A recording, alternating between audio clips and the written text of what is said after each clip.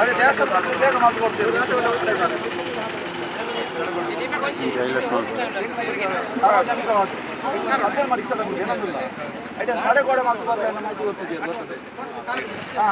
ಈಗಾಗಲೇ ಬನ್ನಡ್ಕದಲ್ಲಿ ಅಮ್ಮನೊಟ್ಟು ಕ್ರಾಸ್ ಮತ್ತು ಬನ್ನಡ್ಕ ಎರಡು ಕಡೆಗಳಲ್ಲಿ ದಿನನಿತ್ಯವಾಗಿ ಇಲ್ಲಿ ಅಪಘಾತಗಳಾಗ್ತದೆ, ರಸ್ತೆ ಅಪಘಾತಗಳಾಗ್ತದೆ. ಮುಖ್ಯ ಕಾರಣ ಅಂತ ಹೇಳಿದರೆ ಇಲ್ಲಿಯ ಸಾರ್ವಜನಿಕರು ಹೇಳುವಂಥದ್ದು ಸರ್ವಿಸ್ ರೋಡ್ ಇಲ್ಲದ ಕಾರಣ ಈ ಆಕ್ಸಿಡೆಂಟ್ಗಳಾಗ್ತಾ ಇದೆ ಅಂತ. ಸುಮಾರು ನನ್ನ ಲೆಕ್ಕದಲ್ಲಿ ಒಂದು ತಿಂಗಳಲ್ಲಿ 7-10 ಜನ ಈಗಾಗಲೇ ಇಲ್ಲಿ ಆಕ್ಸಿಡೆಂಟ್ ಆಗಿ ಅದರಲ್ಲಿ ಹೆಚ್ಚಿನವರು ಮರಣ ಹೊಂದಿದ್ದಾರೆ. ಅಂಥ ಸಂದರ್ಭದಲ್ಲಿ ಇವತ್ತು ನಾವು ಇಲ್ಲಿಗೆ ತಹಶೀಲ್ದಾರರು, ನಮ್ಮ ಮೂಡುಬಿದಿರೆ ತಾಲೂಕಿನ ದಂಡಾಧಿಕಾರಿಗಳು, ಪೊಲೀಸ್ ಇಲಾಖೆಯವರು, ಪಂಚಾಯತಿನ ಪಿ ಡಿ ಅವರು, ಹಾಗೆಯೇ ಸಾರ್ವಜನಿಕರು ಮತ್ತು ಹೈವೇಯ ಪಿ ಡಿ ಅನ್ನು ಇವತ್ತು ನಾವು ಇಲ್ಲಿ ಕರೆದಿದ್ದೇವೆ ಮತ್ತು ವಿವಿಧ ಅಧಿಕಾರಿಗಳು ಇಲ್ಲಿ ಬಂದಿದ್ದಾರೆ. ಪಿ ಡಿ ಅವರ ಪ್ರತಿನಿಧಿಯಾಗಿ ಒಬ್ಬರು ಬಂದಿದ್ದಾರೆ ಮತ್ತು ಅಧಿಕಾರಿಗಳು ಬಂದಿದ್ದಾರೆ. ಸಮಸ್ಯೆ ಏನು ಅಂತ ಕೇಳಿದರೆ ಆಕ್ಸಿಡೆಂಟ್ ಆಗೋದನ್ನು ತಪ್ಪಿಸುವುದು ಹೇಗೆ? ಪ್ರಪ್ರಥಮ ಅದಕ್ಕೆ ಆದ್ಯತೆ ಯಾವುದು ಅಂತ ಕೇಳಿದರೆ ಸರ್ವಿಸ್ ರೋಡ್. ಎರಡೂ ಬದಿಗಳಲ್ಲಿ ಸರ್ವಿಸ್ ರೋಡ್ಗಳನ್ನು ಮಾಡಬೇಕು. ಒಂದು 600 ಮೀಟರ್ ಸರ್ವಿಸ್ ರೋಡ್ಗಳನ್ನು ಮಾಡಿದಾಗ ಜನ ಮೇಯ್ನ್ ರೋಡಿಗೆ, ಮೇಯ್ನ್ ಹೈವೇಗೆ ಬರ್ತಾ ಇಲ್ಲ, ಕ್ರಾಸ್ ಮಾಡೋದಿಲ್ಲ. ಆದ್ದರಿಂದ ಸರ್ವಿಸ್ಗಳನ್ನು ಮಾಡಬೇಕು. ಆದಷ್ಟು ಬೇಗ ಅದು ಮಾಡಿದ ಮೇಲೆ ಉಳಿದ ಕೆಲಸ ಕಾರ್ಯಗಳನ್ನು ನೀವು ಪ್ರಾರಂಭಿಸಬೇಕು ಅಂತ ಅವರಿಗೆ ನಾವು ಸೂಚನೆಯನ್ನು ಕೊಟ್ಟಿದ್ದೇವೆ. ಅದಕ್ಕೆ ಅವರು ಒಪ್ಪಿದ್ದಾರೆ.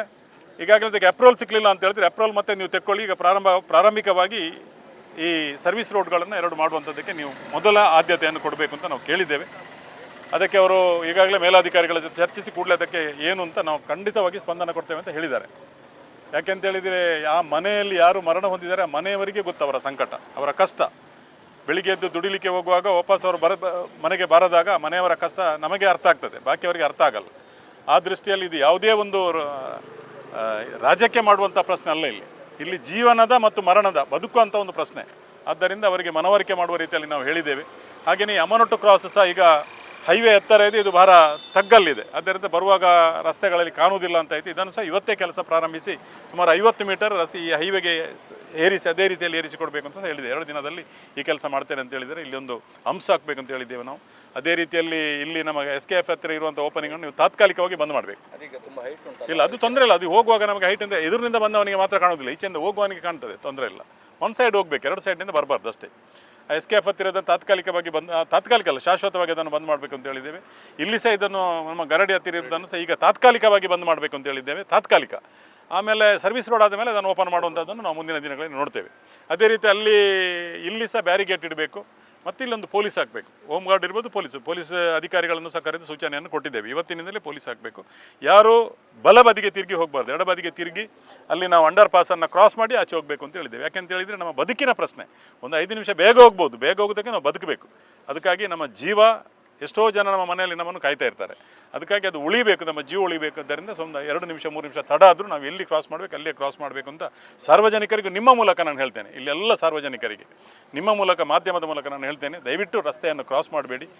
ತುಂಬ ಆಕ್ಸಿಡೆಂಟ್ಗಳಾಗುವಂಥ ಸ್ಥಳ ಇದು. ಆದ್ದರಿಂದ ನೀವು ನಿಮ್ಮ ಜೀವವನ್ನು, ನಿಮ್ಮ ಮನೆಯವರು ತುಂಬ ಜನ ನಿಮಗಾಗಿ ಕಾಯ್ತಾ ಇರ್ತಾರೆ. ಆದ್ದರಿಂದ ನೀವು ದಯವಿಟ್ಟು ಅವಸರ ಮಾಡದೆ ಇಲ್ಲಿ ಹೋಗುವಾಗ ರಸ್ತೆಯ ಕಾನೂನನ್ನು ಪಾಲಿಸಿಕೊಂಡು ಹೋಗಿ ಅಂತ ಈ ಭಾಗದ ಎಲ್ಲ ಜನರಿಗೆ ನಾನು ಮನವಿಯನ್ನು ಮಾಡ್ತಾ ಇದ್ದೇನೆ ನಿಮ್ಮ ಮೂಲಕ. ಆದ್ದರಿಂದ ಈ ಸಮಸ್ಯೆ ಆದಷ್ಟು ಬೇಗ ಪರಿಹಾರ ಆಗಬೇಕು, ಎಲ್ಲರಿಗೂ ಇದು ಸುಸೂತ್ರವಾಗಿ ಇರಬೇಕು ಅಂತ ಈ ಸಂದರ್ಭದಲ್ಲಿ ಹೇಳಲಿಕ್ಕೆ ಇಚ್ಛೆ. ಡೆಡ್ಲೈನ್ ಅಂತ ಹೇಳಿ 20 ತಾರೀಕಿನ ಒಳಗೆ ಸಾರ್ವಜನಿಕರು ಮನವಿಯನ್ನು ಕೊಟ್ಟಿದ್ದಾರೆ. 20 ತಾರೀಕಿನವರೆಗೆ ನೀವು ಪ್ರಾರಂಭಿಸಬೇಕು ಅಂತ ಹೇಳಿದ್ದಾರೆ. ಇಲ್ಲದ್ರೆ ನಾವು ಆಮೇಲೆ ಪ್ರತಿಭಟನೆಯನ್ನು ಮಾಡ್ತೇವೆ ಅಂತ ಹೇಳಿ, ರಸ್ತೆ ತಡೆ ಮಾಡ್ತೇವೆ ಅಂತ ಹೇಳಿದ್ದಾರೆ.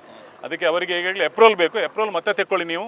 ಒಬ್ಬ ಪಿ ಡಿಗೆ ಅಧಿಕಾರ ಇದೆ, ಪಿ ಡಿ ಅವರು ಇವತ್ತು ಬರಬೇಕು ಅಂತ ನಾನು ಸೂಚನೆ ಕೊಟ್ಟಿದ್ದೇನೆ. ಪಿ ಡಿ ಅವರ ಜನ ಕಳಿಸಿದ್ದಾರೆ. ಆದರೆ ಅವರಿಗೆ ಅಧಿಕಾರ ಇದೆ. ಅಪ್ರೂವಲ್ ಮತ್ತೆ ತೆಕ್ಕೊಳ್ಳಿ, ಈ ಕೆಲಸವನ್ನು ತುರ್ತಾಗಿ ಮಾಡಬೇಕು ಅಂತ ಈಗಾಗಲೇ ಸೂಚನೆಯನ್ನು ಕೊಟ್ಟಿದ್ದೇವೆ. ನನ್ನ ಹೆಸರು ಸೂರಜ್ ಜೈನ್ ಮಾರ್ನಾಡ್, ಇಲ್ಲೇ ಸ್ಥಳೀಯವ. ನಾವೆಲ್ಲರೂ ಕೂಡ ಕಳೆದ 4-5 ದಿವಸಗಳಿಂದ ಗಮನಿಸ್ತಾ ಇದ್ದೇವೆ. ಕಳೆದ 3 ದಿವಸದಲ್ಲಿ 4 ಆಕ್ಸಿಡೆಂಟ್ಗಳನ್ನು ಬನ್ನಡ್ಕ ರಾಷ್ಟ್ರೀಯ ಹೆದ್ದಾರಿಯ ಎರಡೂ ಬದಿಗಳಲ್ಲಿ ಆಗ್ತಾ ಇದೆ. ಹೆದ್ದಾರಿಯನ್ನು ಚೆನ್ನಾಗಿ ನಿರ್ಮಿಸಿಕೊಟ್ಟಿದ್ದಾರೆ, ಇಲ್ಲ ಅಂತ ಹೇಳೋದಿಲ್ಲ. ಆದರೆ ಇಲ್ಲಿ ಸೂಚನಾ ಫಲಕಗಳಿಲ್ಲ. ಸಡನ್ ಆಗಿ ಡಿವೈಡರ್ಗಳನ್ನು ಕ್ಲೋಸ್ ಮಾಡ್ತಾರೆ, ಒಂದು ಸತಿ ಓಪನ್ ಮಾಡ್ತಾರೆ. ಜನರಿಗೆ ಯಾವ ರೀತಿ ಹೋಗಬೇಕು ಅನ್ನೋರಿಗೆ ಕನ್ಫ್ಯೂಷನ್. ಅದೇ ರೀತಿಯಲ್ಲಿ ಎರಡೂ ಬದಿಯಲ್ಲೂ ಕೂಡ ಸರ್ವಿಸ್ ರೋಡ್ ಇಲ್ಲ. ಪ್ರಮುಖವಾಗಿ ಇವತ್ತು ಸರ್ವಿಸ್ ರಸ್ತೆ ಇಲ್ಲ. ಕಾರ್ಕಳದಿಂದ ಮಂಗಳೂರು ತನಕ ಹೋಗೋ ಎಲ್ಲ ಕಡೆಗಳಲ್ಲಿ ಸರ್ವಿಸ್ ರಸ್ತೆ ಇದೆ, ಇಲ್ಲಿ ಮಾತ್ರ ಸರ್ವಿಸ್ ರಸ್ತೆ ಇಲ್ಲ. ಎರಡೂ ಬದಿಯಲ್ಲಿ ಸರಿಸುಮಾರು 1,000ಕ್ಕೂ ಹೆಚ್ಚು ಜನ ವಾಸಿಸ್ತಾ ಇದ್ದಾರೆ. ಆ ಕಡೆಯಿಂದ ಈ ಕಡೆ ಬರಲಿಕ್ಕೆ 2-2.5 ಕಿಲೋಮೀಟರ್ ದೂರ ಹೋಗಬೇಕು ನಮಗೆ, ಸರ್ವಿಸ್ ರಸ್ತೆ ಇಲ್ಲದ ಕಾರಣ. ಹಾಗಾಗಿ ಈ ಎಲ್ಲ ಘಟನೆಗಳನ್ನು, ನಮ್ಮ ಊರಿನ ಜನರ ಪ್ರಾಣ ಹೋಗ್ತಿರೋದನ್ನು ನಮ್ಮ ಕಣ್ಣಾರೆ ನೋಡ್ತಾ ಇದ್ದೇವೆ.